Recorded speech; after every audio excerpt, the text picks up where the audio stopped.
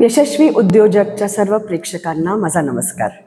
मी सारिका बाबर आणि आज मी आपल्याबरोबर शाळा या माझ्या अति जवळच्या विषयाबद्दल बोलणार आहे. तर शाळेकडे आपण एक उद्योग म्हणून कसं पाहू शकतो आणि ती आता काळाची गरज का झालेली आहे.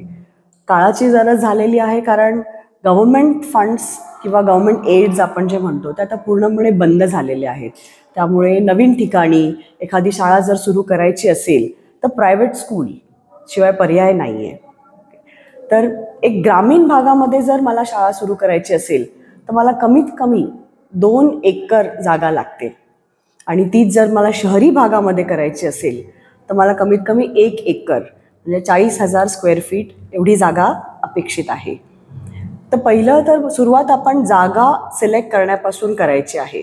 पण त्यानंतर आता जे नवीन नॉर्म्स आलेले आहेत त्यानुसार सर्वप्रथम मला मंत्रालयातून इरादा पत्र आणायचं आहे. तर हे इरादा पत्र मिळवण्यासाठी मला काय करावं लागतं तर MahaSFS.org ही एक वेबसाईट गव्हर्नमेंटने महाराष्ट्र शासनाने बनवलेली आहे. MahaSFS.org. तर या वेबसाईटवरती जाऊन सर्वप्रथम मला माझी संस्था किंवा माझी सेक्शन 80 कंपनी रजिस्टर करावी लागते.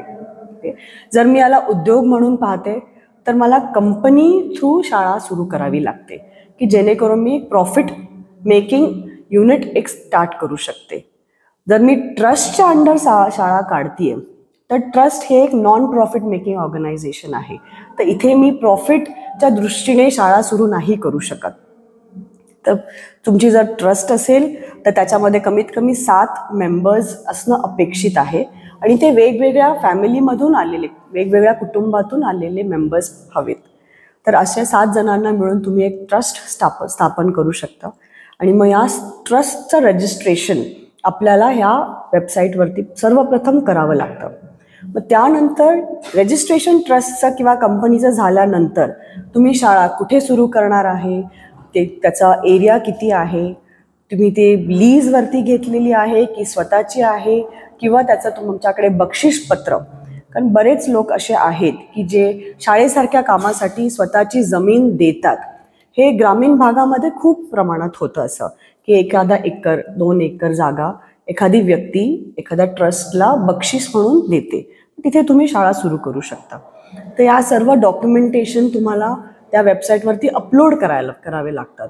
जागेचा सातबारा असेल किंवा मग तुमचं लीज अग्रीमेंट असेल, लीज डीड जर असेल. आता लीज डीड शाळेसाठी कमीत कमी 30 वर्षाचं लागतं. मिनिमम 30 वर्षाचं अग्रीमेंट करणं जरुरी आहे. त्याशिवाय तुम्हाला शाळेची परमिशन मिळत नाही. तर जे काही डॉक्युमेंट्स लागतात त्याची सविस्तर माहिती ह्या वेबसाईटवरती देण्यात आलेली आहे. तुम्ही ती वेबसाईट बघू शकता. हे मी अपलोड केलं की मग मला मंत्रालयामध्ये पाठपुरावा करावा लागतो. मंत्रालयातून शिक्षण खात्यामध्ये जाऊन तिथे पाठपुरावा करून वेगवेगळे लोक आहेत, सचिव, उपसचिव, अपर सचिव, अगदी मंत्र्यांपर्यंत जाऊन तुम्हाला त्यांचं परमिशन घ्यावी लागते. त्यांच्या सहीशिवाय तुम्हाला इरादा पत्र मिळत नाही. एकदा तुम्हाला इरादा पत्र मिळालं आता ह्या पूर्ण प्रोसेसला कमीत कमी 5 ते 6 महिने लागतात. जर तुमची खरंच ओळख असेल, गव्हर्नमेंटची कामं तुम्हाला सर्वांना माहिती आहे कसे होतात, तर ओळखीवरती कामं पटकन होण्याचा चान्सेस होऊ शकतात. पण तरी कमीत कमी 5 ते 6 महिने या सर्व प्रोसेसला लागतात. एकदा इरादा पत्र आलं की तिथून पुढे तुम्हाला मग तुमच्या शाळेचं बांधकाम सुरू करावं लागतं. आता तुम्ही जेव्हा शाळा सुरू कराल पहिल्या वर्षी तुमच्याकडे एवढे विद्यार्थी येत नाही.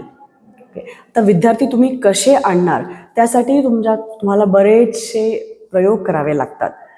सगळ्यात महत्त्वाचं जर शहरी भागामध्ये तुम्ही करताय तर कॉम्पिटिशन खूप जास्त आहे.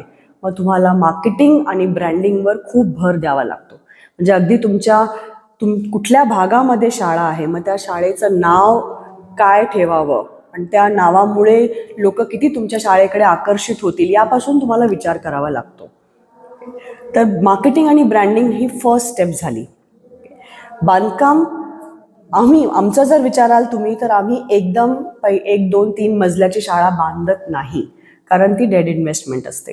सुरुवातीला जेव्हा आम्ही 2016मध्ये शाळा सुरू केली तेव्हा मगरपट्ट्यासारख्या भागामध्ये आम्हाला ग्राउंड प्लस 4 फ्लोअर्स असलेली बिल्डिंग, म्हणजे ग्राउंड प्लस 4 मजले असलेली बिल्डिंग आम्ही भाडेतत्वावरती घेतली होती.